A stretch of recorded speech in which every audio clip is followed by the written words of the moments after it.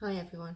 So I just wanted to talk a little bit about mental health stigma and discrimination, but when it happens within the mental health system, within treatment.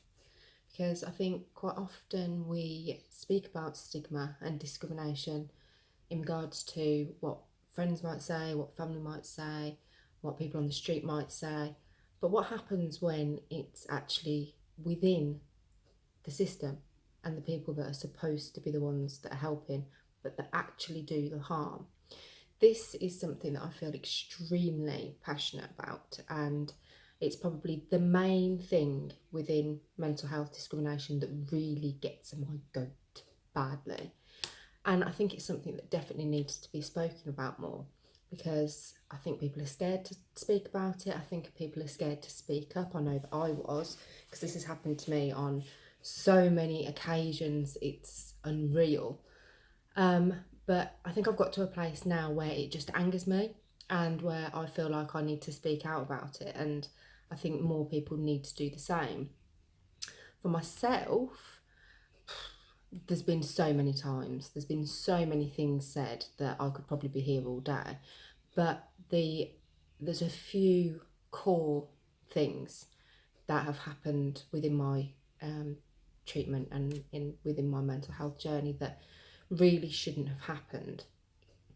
The main one that I still think about with great anger, and probably even more anger, that I think this psychiatrist is still practicing, and I've spoke to a couple of other people that have also had bad dealings with him, and I really wish I'd done something about it at the time, because it was not long after I had taken an overdose. I was in a really, really bad place, like probably one of the worst times of my life. I had a complete meltdown. There's a period of my life where I literally don't remember like 3 months of it at all. It's just like snippets that I remember. And I had enough, and I'd gone and got a private diagnosis while still under his care, which probably massively trod on his toes.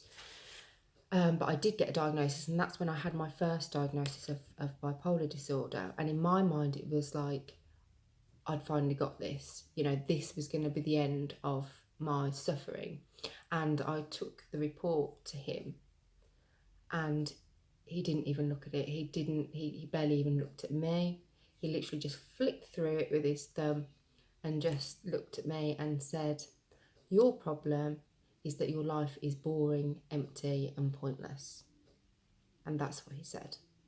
And that was the point in my life then where I refused to see anybody. I completely dropped out of services. I refused to see anybody at all for 4 years, until I was picked up again when I was pregnant, because I was suffering quite badly with prenatal depression. And I literally had to be coaxed back into treatment, because I was refusing that at the time as well, because seeing anybody after that just absolutely terrified me, because he was just horrible. He never took any interest. Some of the things he said, he just shouldn't have been allowed to have said them, full stop. And it's dreadful. And I know that I'm not the only person that will have dealt with things like this. You know, there was another time, again, after I'd taken an overdose, I was in hospital. I'd spent 24 hours waiting to be seen. And when the ward doctor finally did come round, he again barely looked at me and said that all I'd done was wasted people's time, wasted NHS money, and actually achieved nothing. And before he could even finish, I was off that bed and running out of those doors in an absolute state. The ward sister actually came in and shouted for him to get the hell off her ward. But the damage had already been done. You know, I'd already been left with those feelings when I was already hugely suicidal. And all these experiences just had a massive knock-on effect to how much I trusted people, what I thought people might think of me, and not just on the outside anymore, not just friends, family, or people just generally you know, on the outside. But people that were supposed to be helping me, I didn't trust them anymore. I didn't want to see anybody anymore.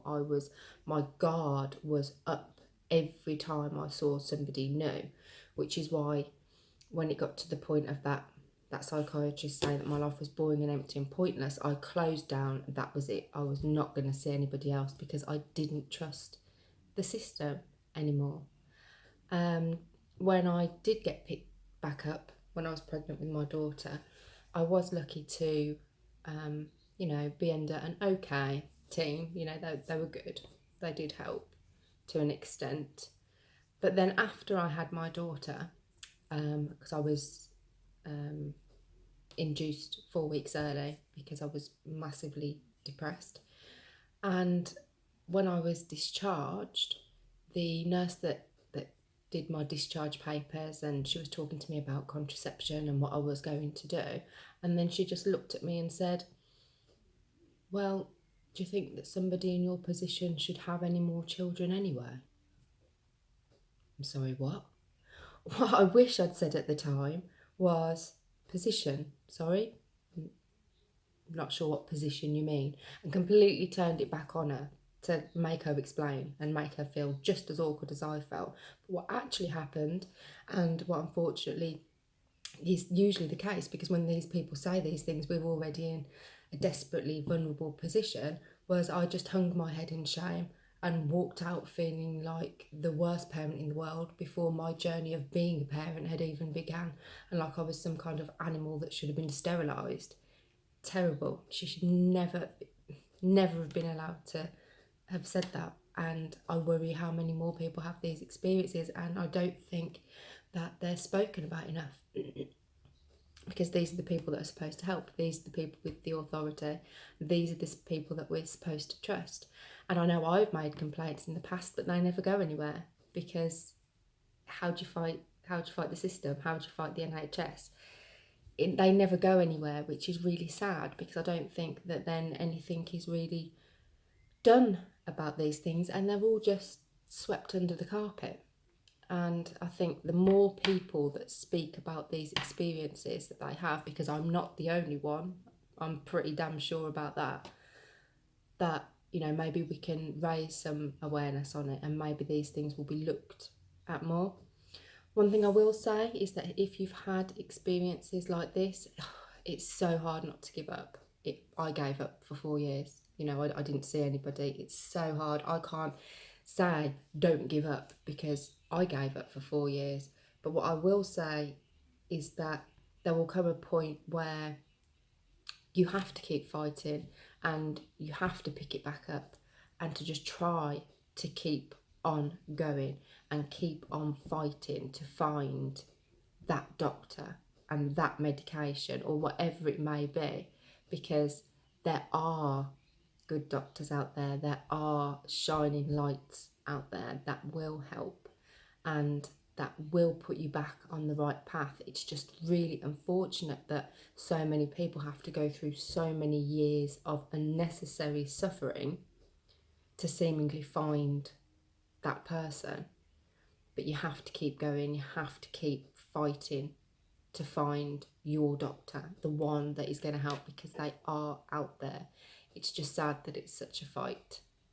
But I hope that this is a little message of inspiration, if you like, that I had a battle, such a long, hard battle, to find somebody that was going to help me. And it's taken me years, and it's taken a hell of a lot longer than what it should have taken.